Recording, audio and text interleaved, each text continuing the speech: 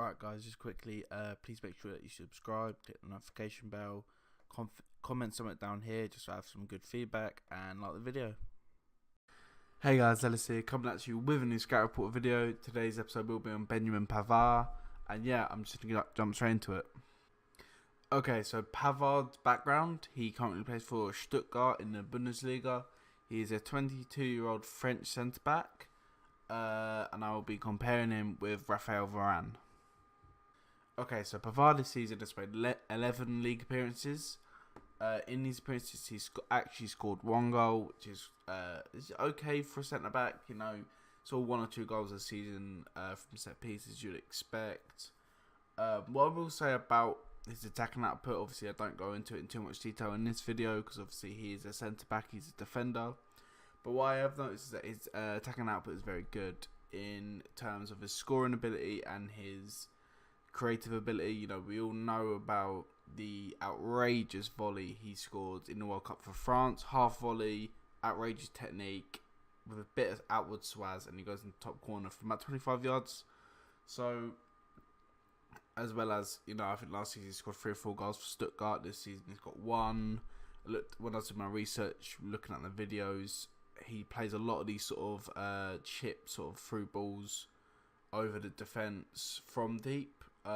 So his creative and his attacking ability is quite good already, especially for a centre-back. But yeah, so when it comes to his defensive numbers, he's averaging 2.9 tackles and interceptions per game, when compared this with Varane, who's averaging 2.7 tackles and interceptions per game. And they're kind of, you know, Varane's playing in Real Madrid side that aren't performing too well. That's why he is averaging about 3 tackles and interceptions per game, when for a centre-back who at a club who are as big as Real Madrid, it's quite high. You'd expect them to be making less tackles because they have more possession. But Pavard making 2.9 tackles and interceptions per game, playing for a Stuttgart side that almost got relegated last season. They were very poor last season. Pavard was actually probably one of the shining lights in their season. 2.9 is a good number. Basically 3 tackles and interceptions per game. For a lower club, it's good, but it's Pavard. That's not his main job. Pavard's job is not. He's not the destroyer. When it comes to tackles, he's not a destroyer. When it comes to interceptions, he's actually quite good. From the research I saw, he has very good sort of eye for the game. He kinda can read play quite well. So there was a lot of someone would try to play a through ball and he'd be positioned in a good position to intercept the ball. In this season as well, he's averaging 5.6 aerial duels per game, which is actually a really high number. 5.6, almost 6 aerial duels per game are like Van Dijk level numbers. He's winning 3.1 of these as well, I should say. So he's winning almost 3 aerial duels per game, which is similar numbers to Van Dijk this season. Obviously, Van Dijk is probably regarded as one of the best, most dominant centre-backs when it comes to aerial duels. You're looking at, you know, Van Dijk, Ramos, I can't think of any others off the top of my head, maybe Laporte. Very, very dominant in the air, and it's something that Pavard thrives on. If the opposition are trying to play a ball over the top of him, he'll probably win the header. Against most strikers in world football as well, he's going to win a header. His sort of jump height is actually outrageous. Watching the highlights of him, some of his jumps are actually huge. He gets very, very high. He's a big lad as well. He's very tall, and he's just great in the air. He's exactly what you want from a centre-back in terms of aerial prowess. Now I'm going to get onto the bit, this passing game. I actually really like his passing game. He's averaging 2.9 long balls per game, which is exactly what you want from a ball playing centre-back like Pavard.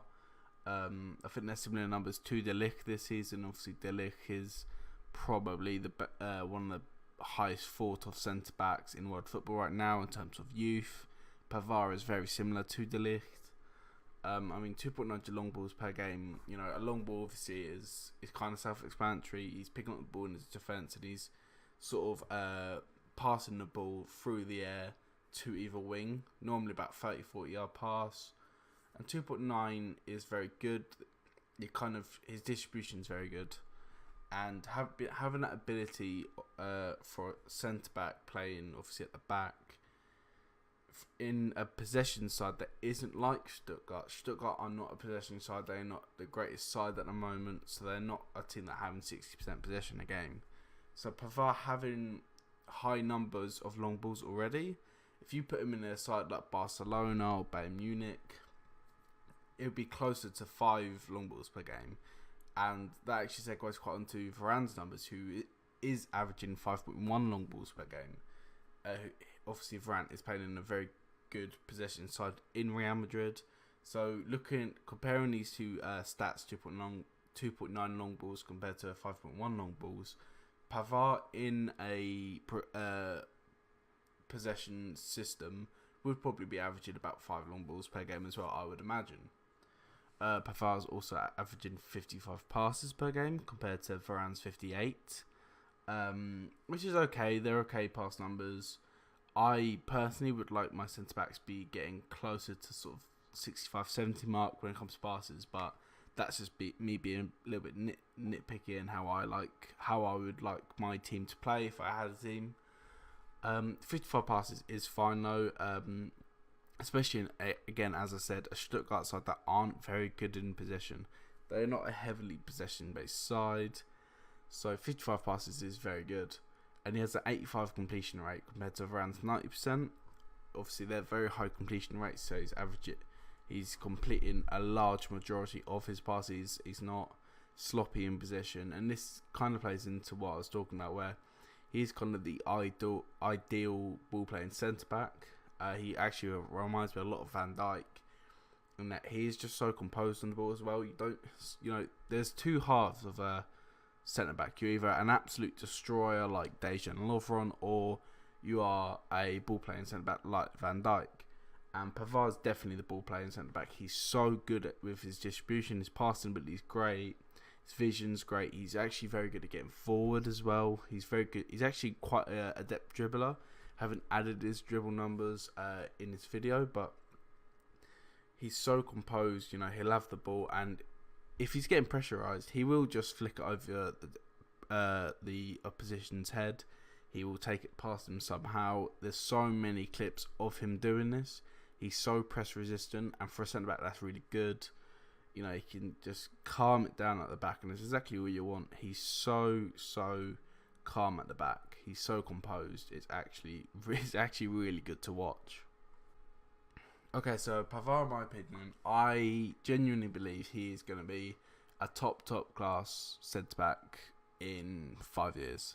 So when he's 27, I can see him playing for Bayern Munich or Chelsea or City and being one of the best centre backs in the world. I genuinely can see that just by looking at his stats. His tackles and intercept.